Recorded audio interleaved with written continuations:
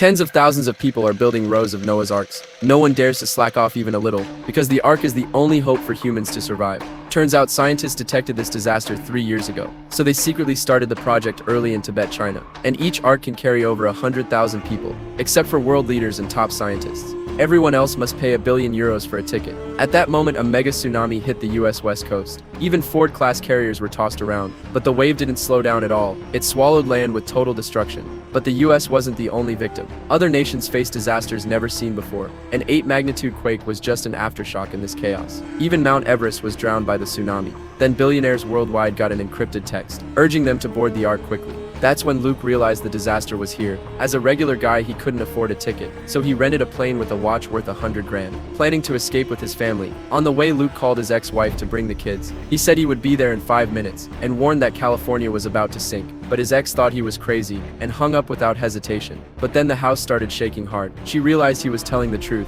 She quickly pulled the kids under the table. Right then Luke arrived. He had no time to explain. He just yelled for them to get in the car. Then Luke slammed the gas and sped away. The ground behind them collapsed wildly. Houses on both sides fell apart. 2 old people blocked the road ahead, so Luke swerved onto the sidewalk. But the overpass was collapsing. Luke had no choice but to floor it through. But when Luke finally made it to the airport, he found the pilot he hired was dead. So Gordon, who only took a few lessons, was forced to take the cockpit. The quake raced toward the airport at high speed. The runway was getting swallowed, but Gordon hadn't done pre-flight checks. So Luke shoved the throttle all the way forward. The plane took off right before the runway collapsed. They watched the city sink into the ground. Their hearts stayed heavy and shaken. Then Luke pulled out a map he got days ago. It showed the Ark was in Chiu-Ming Valley, Tibet. But their plane couldn't make it that far, so they landed at Las Vegas Airport, planning to get a bigger plane. But the place was already in chaos. Everyone was trapped there. Then Luke saw his boss was there too. His assistants found a dual control jet. Gordon and the assistant flew it together, and they got out safely. But the flight to China was way too far. They needed to refuel in Hawaii to make it. But they didn't expect this.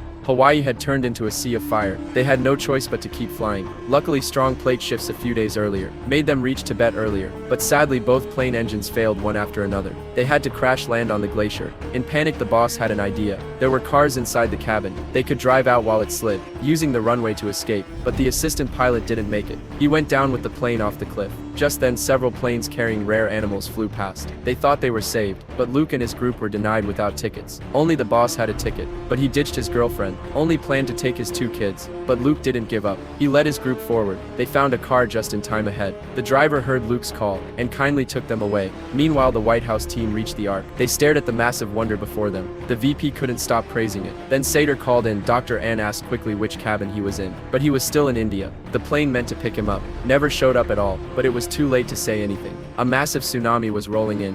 Goodbye, my friend. The would-be savior was abandoned by mankind. He and his family vanished forever in the waves.